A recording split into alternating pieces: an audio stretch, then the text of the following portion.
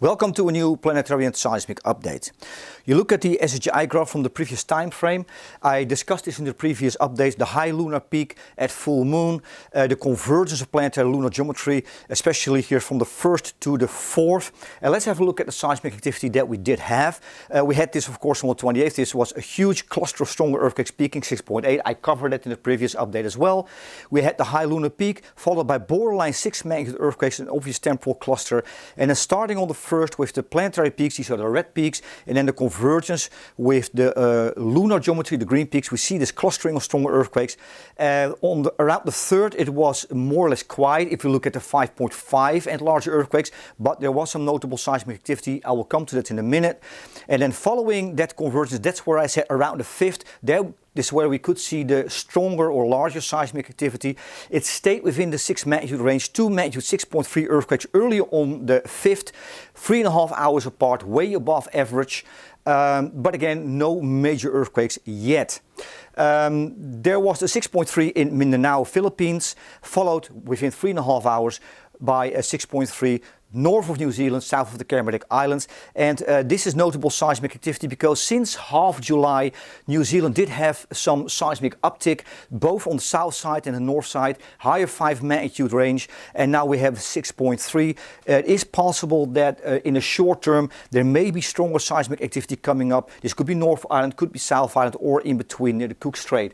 It is not clear where the next larger seismic activity is going to happen, but there has been an obvious seismic uptick in New Zealand, and that is something to keep in mind. Also, on the 3rd, at the time of the convergence of planetary and lunar geometry, there was notable seismic activity here in Egypt, magnitude 5.2. It has been revised to 5.0. In the social media, I said on July 30th that there were some signs of potential increased seismic activity in the Mediterranean region. This is a large region. We cannot predict exact time, location, magnitude. That is still not possible.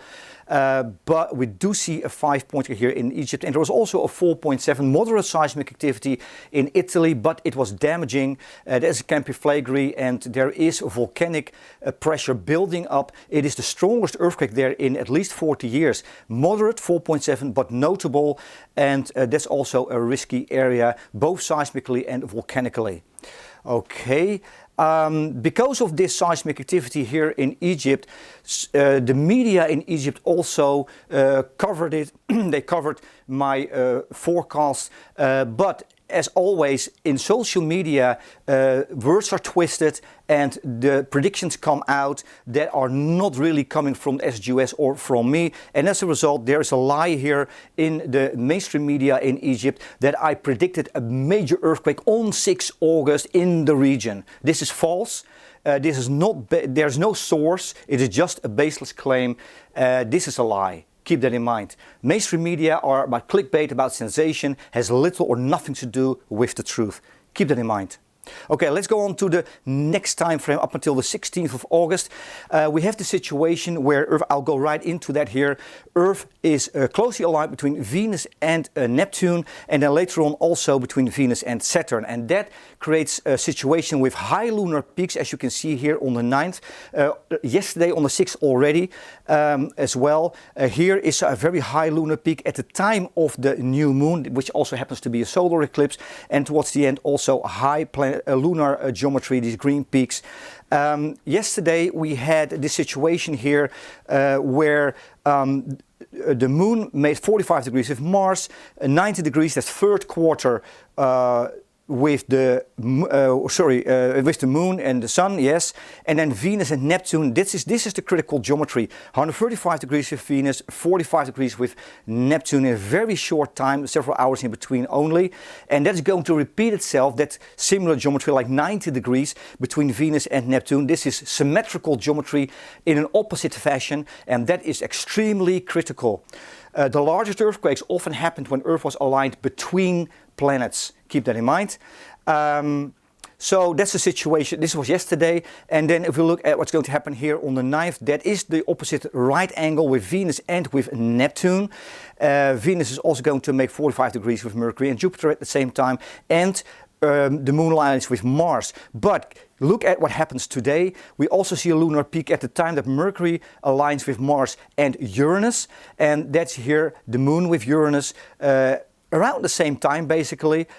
Quite a tight convergence, and there is the potential for larger seismic activity. We're probably going to see some temporal clustering of stronger earthquakes, 1 or 2, maybe 3, later today or tomorrow following this peak here.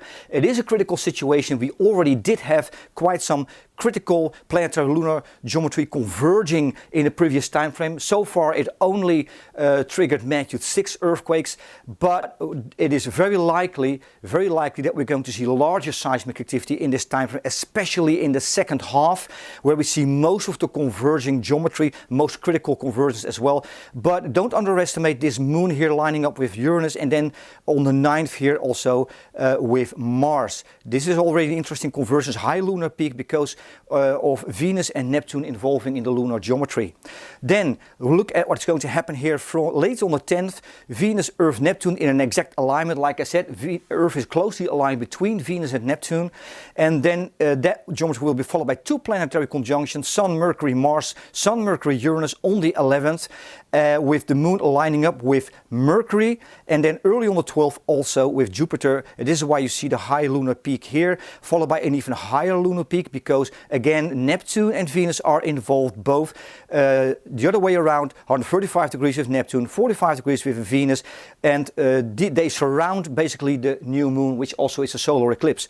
We've done the statistics quite recently. Eclipses themselves, they do not significantly raise the risk of seismic activity. We've done the research of the largest earthquakes in the last 1600 years, and statistically there is no connection between eclipses and larger earthquakes. This is raw data, we cannot ignore that. So it's not really the eclipse doing the work here, it's the new Moon itself surrounded by critical lunar geometry. This is very important, a very important distinction. So all the fairy tales like, oh, we have an eclipse or we have a supermoon, distance doesn't matter either. We have many of the largest earthquakes with the Moon on the farther side, at apogee, around 405,000 kilometers, not just near perigee.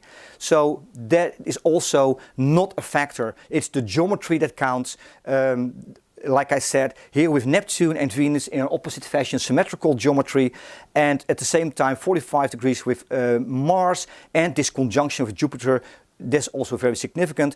As a result of this convergence, we should see increased seismic activity here on the 12th already, but especially around the 13th, there is the potential for large seismic activity. Then we have also a convergence here starting around the 14th, 15th, around the 15th, high lunar peaks on the 16th, again because of the situation here with Venus and Neptune, but also Saturn is coming in here now, like the Moon in an alignment with Venus and with Saturn on the same day within several hours. This is happening on the 16th, and we're probably going to see a seismic increase following that lunar peak around the 17th. We haven't seen a magnitude 7 earthquake so far, but that is probably going to happen. I cannot say that with certainty, but it's probably going to happen in this time frame. And there's also the likelihood or the probability of a magnitude 8 or larger earthquake, because this is definitely critical geometry. Here we see that geometry converging around the time of the new Moon. A lot is happening, I already explained this. The 2 planetary alignments with Mercury, Mars and with Uranus here, the red lines, is significant. We have the new Moon, we have the Moon lining up with Mercury and with Jupiter. Almost, this is all converging in a very short time. We have the semi-right angles with Neptune, with Saturn, while Earth is here between Saturn, Neptune and Venus on the other side. Critical situation. So this is what we're going to have in the coming time frame. I don't know if, yes, this is also around the 15th. I will show you here quickly. Some things have changed. Earth is now past its alignment with Venus and Neptune, a converging geometry here with Earth, Mercury, Jupiter, significantly an alignment Earth, Mercury, Jupiter here on the 15th, surrounded by critical lunar geometry, several lunar conjunctions happening here on the 16th, and we have right angle geometry, notable right angle geometry with Venus as well, with Mercury, Neptune here later on the 14th, and also on the 16th, Venus, Mercury, Earth. And there is a likelihood of additional larger seismic activity around the 17th, usually within about 2 days for the large earthquakes from the lunar geometry. So This is what we're going to have in the coming time frame. It's a critical situation. Again, Earth between the planets, symmetrical geometry, opposite geometry, a critical time ahead. Check out the latest updates on the website and in our social media. Stay safe everyone. Have an earthquake plan. Be prepared just in case. Until next time.